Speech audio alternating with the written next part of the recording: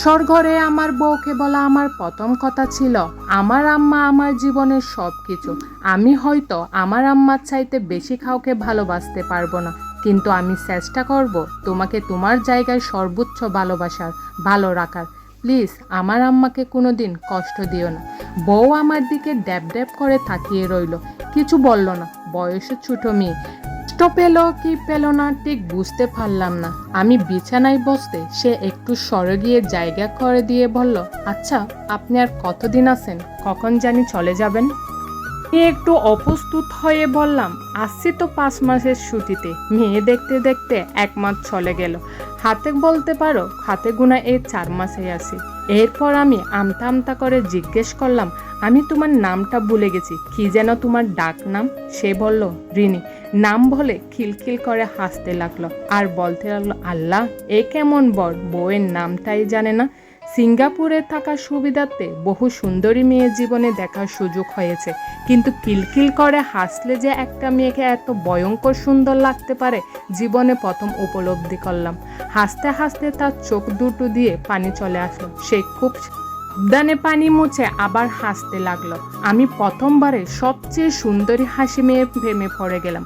আমার পুরো জীবন বিনিময় হয়ে গেল। বয়সে কম হলেও পছন্দ গোছালো আর মিশুক একটা মেয়ে ছিল।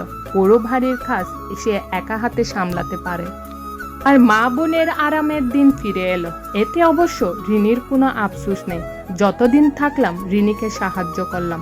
আমার যেদিন ফ্লাইট ছিল তার 3 দিন আগে থেকেই রিনির চোখে মুখে আদার নেমে এলো। আমি টের পাই সে বাথরুমে গিয়ে কাঁদে, রান্নাঘরের বারান্দায় গিয়ে কাঁদতে কাঁদতে আর আমার সামনে আসে স্বাভাবিক হওয়ার ভান করে। আমিও ভান করি। এই যে প্রিয় মানুষকে ছেড়ে যাওয়ার কষ্ট ভাগ করতে করতে আজকে আমি বড্ড ক্লান্ত। মাত্র ইন্টার পাস করে দেশের বাইরে পাড়ি জমায় জীবিকার তাগিদে। আব্বা মারা যাওয়ার পর ইচ্ছে থাকার সত্ত্বেও না পড়াশোনা করতে পারিনি। 17 বছর প্রবাস জীবন কাটিয়ে এখন আর হাউমাউ করে দুঃখ ঘায়ে মাখার মন চাই না।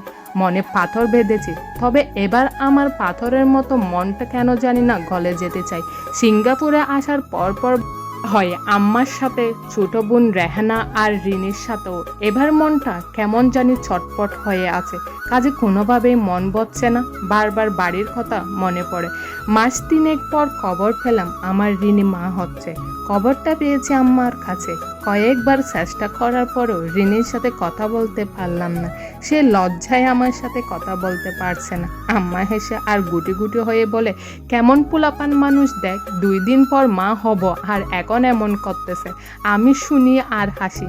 এর ভেতরে আনন্দরা হই হুল্লোড় করছে। জীবনে আসলে টাকার খুব দরকার। এই টাকার টান না থাকলে আমি দূরের দেশে চলে যেতাম। আমার লাজুক বইয়ের লজ্জা ফোনে না ভাঙিয়ে জড়িয়ে ধরে ভাঙাতাম। আসলে একটা সময় ছিল ছোট পোশাকে বিদেশিদের উপর চোখ যেতে না যেতেই সরে যেত। আজকে এই পর্যন্ত।